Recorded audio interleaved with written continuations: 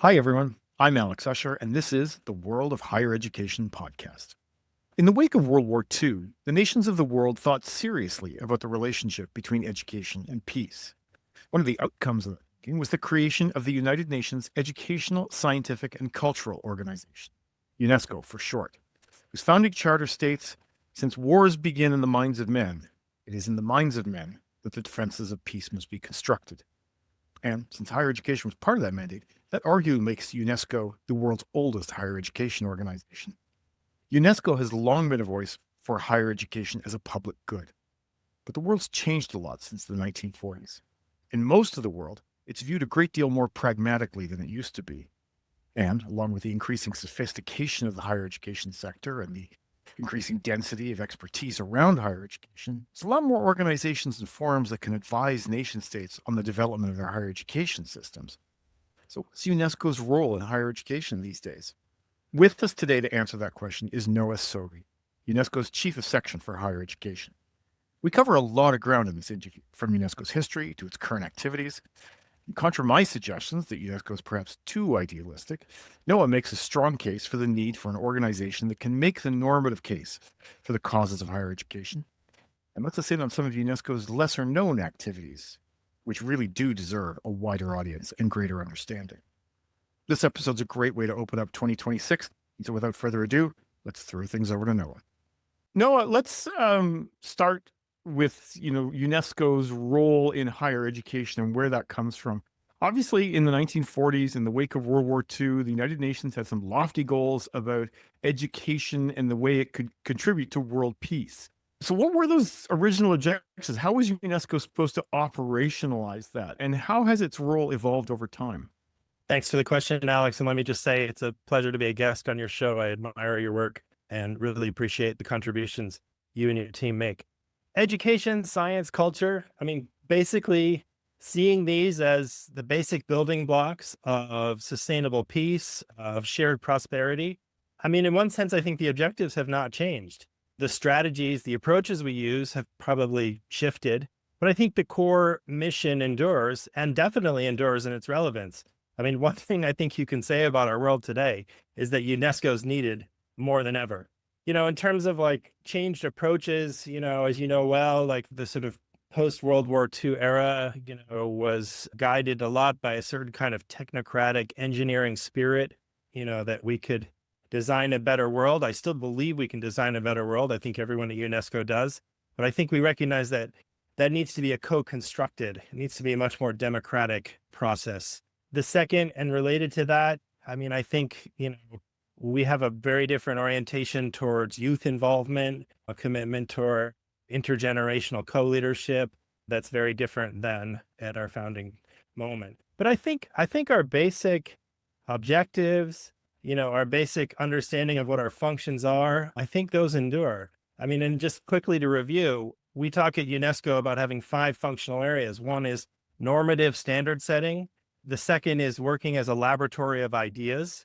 The third is working as a clearinghouse. So sharing best practices, research examples. We do a lot of work on educational data. We also do work on technical assistance to member states. And then finally, we also consider international cooperation and exchange as, one of our key functions. And there, I suppose that's just because we're like irredeemable optimists. We have this naive belief that talking together, being together is a good thing and will lead to good things. But you talked about those 5 areas. Like, of those 5 areas, which maybe you can't answer this, but which are there 2 or 3 of those that are more prominent for higher education right now? I think probably the normative standard setting is, the lead for what we do, but that work is often not just normative, but has a strong operational component too. So I'm happy to go into. One of UNESCO's roles, as I understand, is to provide policy advice to member countries. And, back in the 1950s, UNESCO more or less had that space for itself. Today, though, there's lots more actors. You've got multilateral organizations like the World Bank or the Asian Development Bank, and they're in this space. And for richer countries, you've got global consulting firms like McKinsey or Boston Consulting Group. What's UNESCO's niche now? Where do you feel UNESCO still adds unique value? So, okay, let me start with the niche, Alex. So, I think there's a couple things that go together that make UNESCO's, I think, kind of enduringly important in today's world. One is our convening and networking power. Another is the kind of legitimacy that we possess. We have, 194 member states. And I think that over the years, and this is credit to everyone who was in roles like mine over the last decades, UNESCO is known as a trustworthy, trusted partner.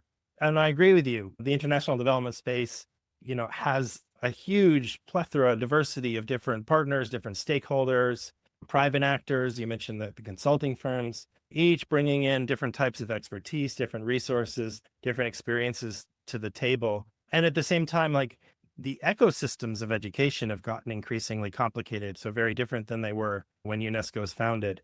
And I mean, I don't think anyone at UNESCO would claim that we have any kind of monopoly on development expertise. I mean, on the contrary, I think what we're good at is plugging into this diversified landscape, Mhm. and something we've always done well has been a partner, a mobilizer of stakeholders for resource mobilization, for capacity strengthening, for the clearinghouse of good practices, as I mentioned. And I think though that we do in this work have a unique role in promoting the normative frameworks, convening actors in education to discuss the challenges and opportunities in front of them. I'd give you a particular example that might be of interest to your listeners is our work setting international standards for faculty members and other higher education teaching and research personnel so that, we have a 1997 recommendation concerning the status of higher education teaching personnel that gets into entry into the profession, learning and teaching conditions. I think it contains a pretty strong definition of academic freedom, talks about the importance of institutional autonomy, and that recommendation is now going into a 2-year revision process. And in the end, will be put before 194 member states. As a recommendation, it's not a binding bit of international law, but assuming it's passed by consensus, which is the norm for UNESCO normative instruments, you have something there that's pretty powerful in shaping education practice. So I would say watch this space and opportunities to consult and engage on that. So you talked about, mobilizing partner groups and mobilizing networks of either institutions or national governments. And I guess it's to that end that you have a series of regional offices, right? So which focus specifically on higher education. You've got ESAL in Venezuela. There's the office in Bangkok. There used to be the one in Bucharest. How do these regional offices contribute to the organization's work? And how do their priorities align with those in Paris? So UNESCO is led by 3 key bodies. We have a general conference, which meets every 2 years, all 194 member states present there. They are the ones that decide our priorities, they make budget allocations, they approve the normative instruments. There's also an executive board that meets more frequently, a smaller group of member states. And then there's the secretariat headed by our new director general. Our headquarters is in Paris, but we have 53 field offices around the world. We have 138 specialized institutes and centers. That's not just education, but that includes culture, science, communication as well. You mentioned UNESCO ESOLC. This is hosted by Venezuela. It's our regional center of excellence for higher education and, the promotion of higher education in Latin America and the Caribbean. It's a key, what we would call Category 1 institute. Does a lot of work on South-South cooperation. I know you're familiar with some of their knowledge and research work because I've heard you discuss it, Alex.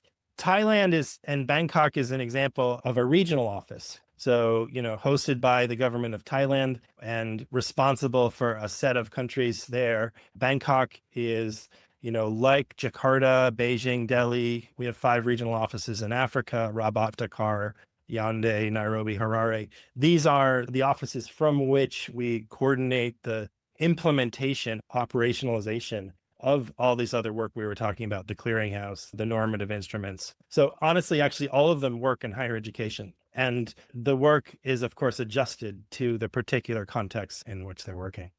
No, I mean, one of the things that UNESCO does in higher education is it holds a major conference, world conference, once a decade. There was one in Paris in 2009, Barcelona 2022. And I'm wondering, I mean, it's obviously, I imagine you're not really thinking about the one for the early 2030s yet. Maybe you are. But, what's the purpose of these conferences? And do they still have a place in a more internet Zoom friendly world? I mean, what these sort of big get-togethers like that, is there a future for those? Like, what? How do you see the next one playing out? So, I mean, this is, I think, a great example of the ways that our convening power and our norm standard setting power converge. So, yeah, you're right. Since the late 1990s, we've held a once a decade World Higher Education Conference, more or less once a decade, depending. And yeah, it's to bring together a wide range of stakeholders, government policy, folks with university leadership, faculty, students, private sector, research units, a whole range of different people, and basically do a bit of a kind of landscape mapping. What's the state of the field? What are the challenges on the horizon? And what should higher education do to address them? I think it's a very useful exercise. In fact, we're about to launch in, I think it'll be February or March, a follow-up to the Barcelona World Higher Education Conference, a publication called Transforming Higher Education, Global Collaboration on Visioning and Action, that puts forward some of the guiding principles, some of the lines of transformation that were discussed at Barcelona. So talking about things like committing resources to equity and pluralism, promoting the freedom to teach, research, learn, cooperate internationally. I think these are all ways where UNESCO shows some of its unique value in bringing people together to focus on what they can agree upon, and agree to work on together. Okay. So I have to ask, because I mean, I've been to regional conferences that lead up to these. I couldn't go to Paris 2009 because my daughter was born that week. But it does seem to me that a lot of these kinds of set pieces end up focusing on some of the normative pieces, as you talked about. And I think a lot of what had sort of said is this, higher education should be more about diversity. Higher education should be more, there should be more global cooperation. And so it does tend to focus on the normative stuff. And in particular, I mean, one of the biggest normative elements in discussing higher education is the issue of markets. It's the issue of fees, right? And it does seem to me that there's a lot of the UN publication stuff, and some of it would be from ESOLC, and some of it would be from other things. I've noticed it in the GEMS publication. They take a pretty dim view of markets, right? And there are lots of parts of the world where that's the norm, right? Latin America, Francophone West Africa. I mean, that's the way they think about higher education. But a third of all students are in private higher education, and a lot of public higher education has elements of the market in there too. So I'm just wondering, like, that particular element, it seems to me, it might be seen as problematic for UNESCO. If you take the position that higher education has to be in effect market free, doesn't that leave out a lot of the higher education systems around the world? I think what's important to note is that in all cases, UNESCO is pro public good, right? That doesn't mean that it's anti-market, for sure. There are a lot of things we could talk about in what you just sort of laid out there, Alex. Do we want to talk about the proliferation of student loans as a means for young people to access higher education in countries where, let's say, even public higher education involves high costs? Are we talking about higher education that's offered by private and sometimes not-for-profit providers, whether that's campus-based or online, something that, of course, has supported the massification of higher education? Or are we just talking about collaborations? I mean, I think what we come in and try and do is co-design with the invested important players, the normative and ethical guide rails that are going to ensure that these changing landscapes of higher education systems and institutions don't do harm to different stakeholder groups, and that they remain inclusive, equitable, fair to all users. So, I mean, I guess I would emphasize two things. We at UNESCO are committed to a human rights approach, to a vision of higher education as a public good. We work towards ensuring equal access for all women and men to affordable, quality, technical, vocational, and tertiary education, including university. I think you and I, Alex, we can both point to like numerous examples of high quality private universities, fruitful private sector collaborations, and with public sector universities. We can go into the argument if we want. I think private actors have an important role to play in higher education. At the same time, we have numerous examples of public higher education systems with free or nearly free access, that are high quality, that are able to achieve widespread access to higher education. You mentioned financing. Loans can be an alternative for expanding access. But of course, this comes with some costs, potentially increased inequality, potentially inadequate provision of public goods. I guess I think a mix is probably inevitable, and probably that mix is desirable, in fact, Alex. But speaking for myself here, I would definitely see private financing as a second best alternative to public funding. Got it. What's the coolest thing UNESCO is doing right now in higher education that almost no one knows about? What's your gem in the rough here? Yeah, no, I love the question. And it's actually one that I'm embarrassed to say I knew not enough about when I moved into this position as chief of section for higher education. It's the work we're doing on qualifications recognition.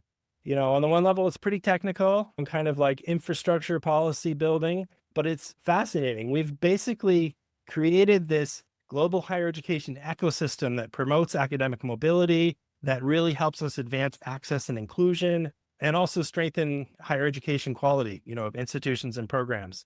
So I'm talking about the Global Convention on Higher Education, which was adopted by UNESCO in 2019, now has 40 states parties. I'm talking about the constellation of regional recognition conventions, that begins with the Lisbon Recognition Convention for Europe in the late 1990s. That's the backbone for the Bologna process in the European higher education area.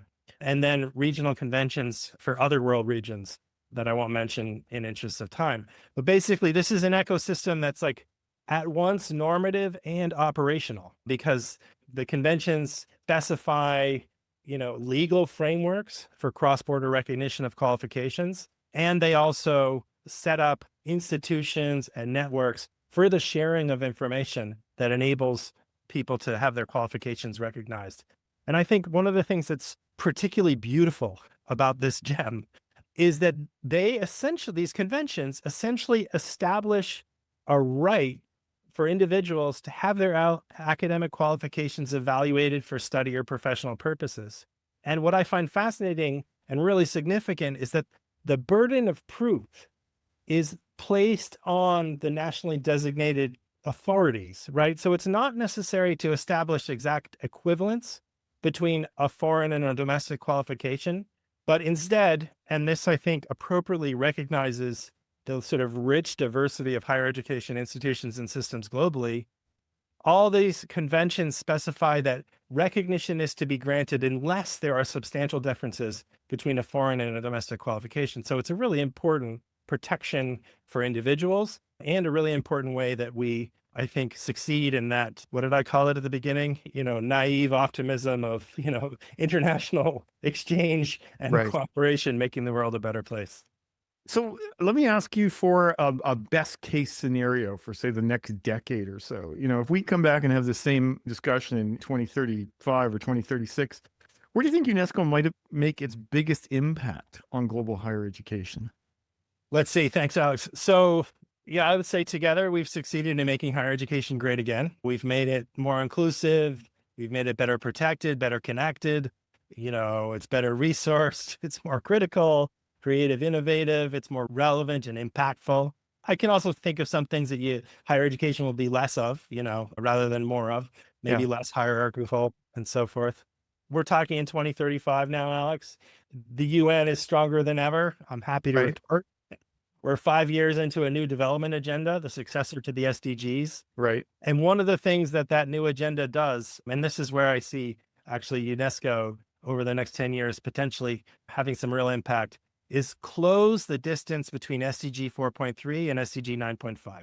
So SDG 4.3 is fair and equitable access to quality higher education, and 9.5 is the sustainable development goal that calls for increasing the number of people employed in research and development and increasing spending levels.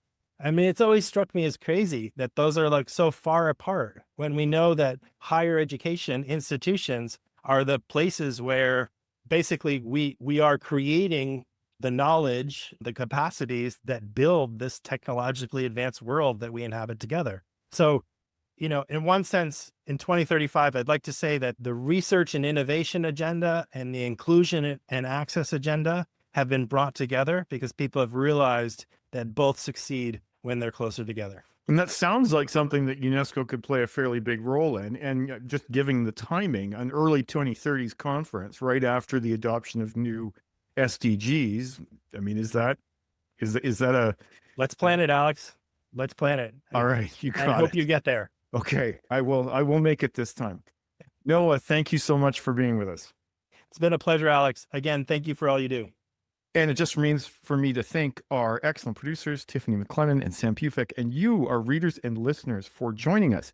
If you have any questions or comments about today's episodes or suggestions for future ones, please don't hesitate to get in touch with us at podcast@higheredstrategy.com. Join us next week when our guest will be Philip Steenkamp. He's president of Royal Roads University in British Columbia, one of Canada's most intriguing institutions. And he'll be talking about how his institution is adapting to new challenging financial circumstances and opening new campuses abroad. Bye for now.